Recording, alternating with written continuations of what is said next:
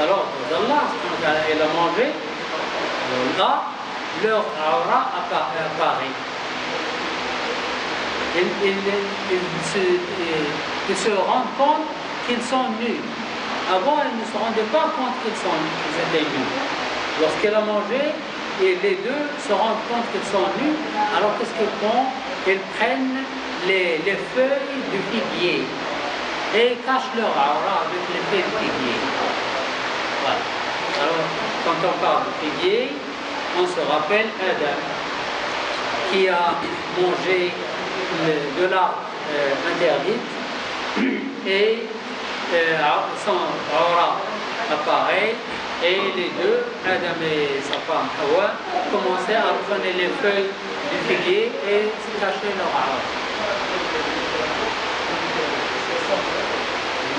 Pourquoi les noms des Hawa, les figures dans la Bible? Pourquoi les noms des Hawa? Hawa. Allah subhanahu wa ta'ala n'a pas mentionné son nom dans le Coran. Son nom est mentionné dans le hadith seulement, pas dans le Coran.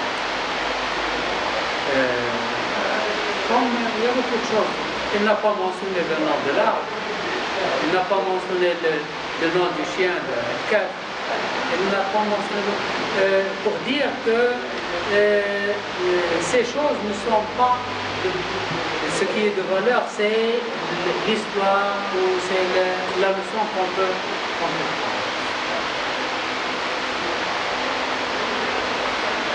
Une fois, Allah Azzawajal n'a pas mentionné son nom, mais il a fait référence à elle.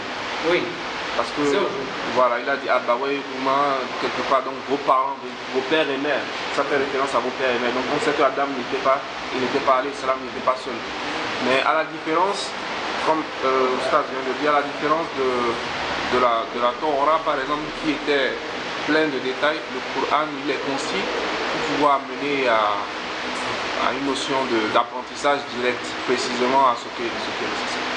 Voilà. Une fois, c'est Hassan, après Salat Jumu'ah, un jeune homme est venu chez lui et lui dit mes amis, moi qui est en train de discuter sur le chien de Al-Kaf et on n'était pas d'accord sur le nom. Quel est le nom du chien de Al-Kaf? Il dit, c'est Hassan, il dit tu comprends, tu sais le fara'id de Salah? Il dit non. Fara'id de Wudu? Non. Tu as intérêt à apprendre fara'id Salah, fara'id de Wudu, parce que tu adores Allah avec ces choses-là. Mais si tu connais le nom du chien, qu'est-ce qu'il va t'ajouter? Au contraire, si tu connais le fara'id de Salah, les obligations de Salah et les nawafil de Salah, et les obligations de Wudu et nawafil de Wudu, ce sera bénéfique pour toi. Il y a des choses qui n'ont pas intérêt et il ne faut pas chercher. Ça nous a ajouté. Donc, Allah subhanahu wa ta'ala a juré par le figuier qui nous renvoie, qui nous rappelle l'histoire de Adam qui se protégeait avec les feuilles des figuiers. L'olivier renvoie à Noé. Lorsqu'il était dans le navire emporté par le déluge, et vous savez que le déluge a duré 5 mois, du 10e jour de Sha'ban jusqu'au 10e jour de Muharram, 5 mois. La terre était engloutie, était couverte d'eau, même les montagnes n'apparaissent pas pendant 5 mois. Et chaque fois, Noé alayhi salam envoie le pigeon chercher et il lui dit va voir s'il y a un morceau de terre qui apparaît, et le pigeon revient et dit rien. Alors un jour, il l'a envoyé. Et le pigeon est revenu avec une branche d'olivier. Ça veut dire qu'il y a une partie de terre qui a vu le soleil, et donc Noé dirige le navire vers cette partie de terre. C'est le monde, la montagne, le Joudi. Allah subhanahu wa ta'ala dit Wastawat ala al-Joudi. Et le navire s'installe sur la montagne Joudi. Alors, c'est pourquoi la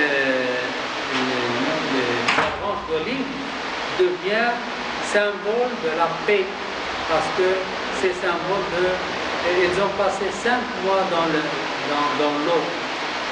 Ils sont fatigués de vivre sur l'eau, et ils ont envie de voir la terre, et le pigeon a emmené une branche d'olivier qui dit qu'un morceau de terre apparaît, et les gens sont considérés pour s'installer sur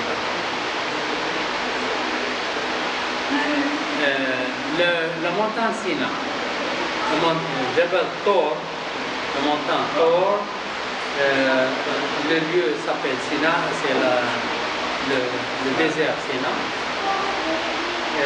Il nous rappelle 2 prophètes. Moussa alayhi salam, parce que Moussa a parlé avec Allah sur la montagne Sina, sur la montagne Tor. Vous savez que Moussa a parlé avec Allah sur la montagne.